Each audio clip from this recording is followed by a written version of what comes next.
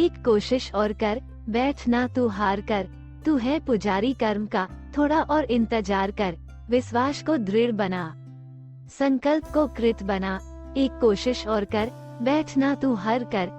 दोस्तों, ये कहानी है अमेरिकी इतिहास की सबसे महान राष्ट्रपति अब्राहम लिंकन की। यह कहानी शुरू होती है 12 फरवरी 1809 को, जब इस महान इंसान का जन्म एक झोपड़ी में रहने वाले गरीब परिवार में हुआ और आगे चलकर यही इंसान अमेरिका का सबसे महान राष्ट्रपति बना। लेकिन इस व्यक्ति के लिए व्हाइट हाउस तक का ये सफर इतना मुश्किल से भरा था कि अगर इसकी जगह कोई और होता तो वो डिप्रेशन में आकर शायद अपने आप को ही मार डालता। जब ये बंदा मात्र 2 साल का था तब इसके परिवार को एक जमीनी विवाद की वजह से अपना घर छोड़कर दूसरी जगह शिफ्ट होना पड़ा।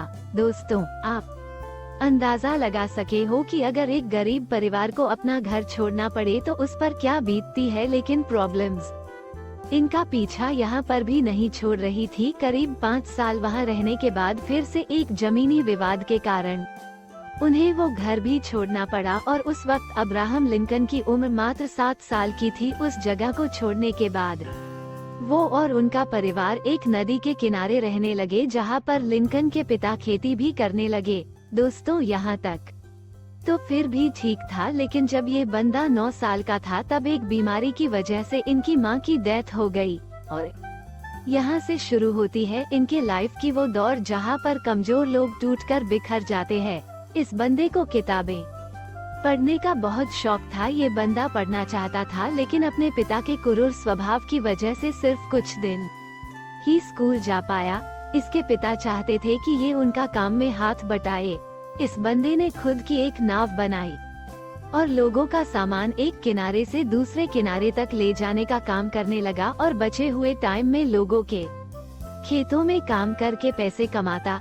कई दिनों तक काम करने के बाद उस बंदे को एक दुकान में नौकरी मिली और वहीं पर काम करते करते उस बंदे ने बिना किसी कॉलेज के खुद के दम पर लॉ की पढ़ाई की। कुछ दिनों के बाद उसे गांव में पोस्ट मास्टर की जॉब मिल गई। कई दिनों तक पोस्ट मास्टर की जॉब करने के बाद वहां के लोगों की परेशानियों को देखते हुए उसने राजनीति में आने को सोचा और उस बंदे ने विधायक का चुनाव लड़ा, लेकिन बुरी तरह हार गया। साथ ही पोस्ट मास्टर की जॉब छोड़ने की वजह से पैसे भी खत्म हो चुके थे। जिस लड़की से वह शादी करना चाहता था, एक बीमारी की वजह से उसकी भी डेथ हो गई। सब कुछ उस बंदे के खिलाफ था।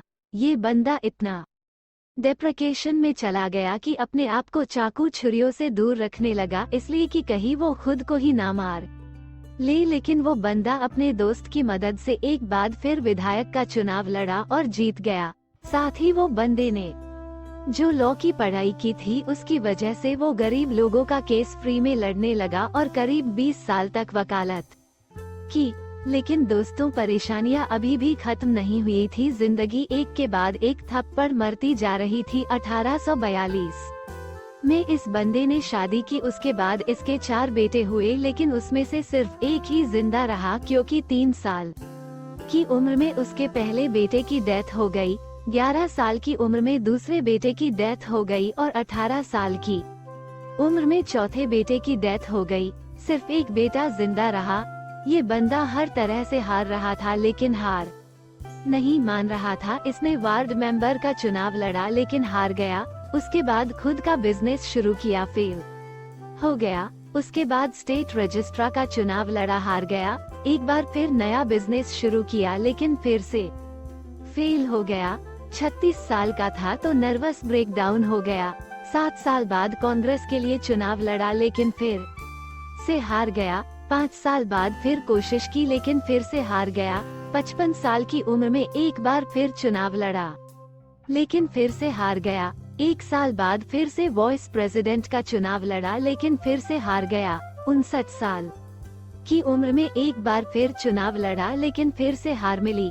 इतनी बार हारने के बाद अच्छे अच्छे धुरंधर भी टूटकर बिखर जाते हैं, लेकिन ये बंदा भी शायद एक ही जिद पकड़कर लड़ रहा था कि जब तक जिंदा हूँ लड़ता रहूंगा। और शायद यही कारण था कि इतनी बार हारने के बाद भी यह बंदा एक बार फिर ट्राई करने के लिए तैयार था। 1860 में इस बंदे ने राष्ट्रपति का चुनाव लड़ा और अमेरिका का 16वां राष्ट्रपति बन गया। आखिर हार भी कब तक हराती इस बंदे को, जो हार मानने को तैयार ही नहीं था।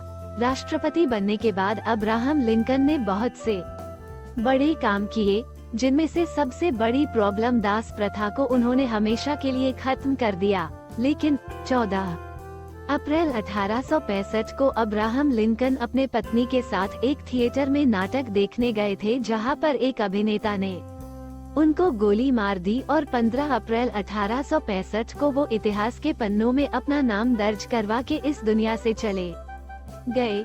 दोस्तों, हारना बुरी बात नहीं है, लेकिन हार मान कर बैठ जाना बहुत बुरी बात है। इसलिए कोशिश करते रहना जब तक ऊपर वाला दम ना निकाल दे। आए तो निभाने किरदार जमीन पर, तो कुछ ऐसा जरूर करना कि जमाना मिसाल दे। जय हिंद, वंदे मातरम।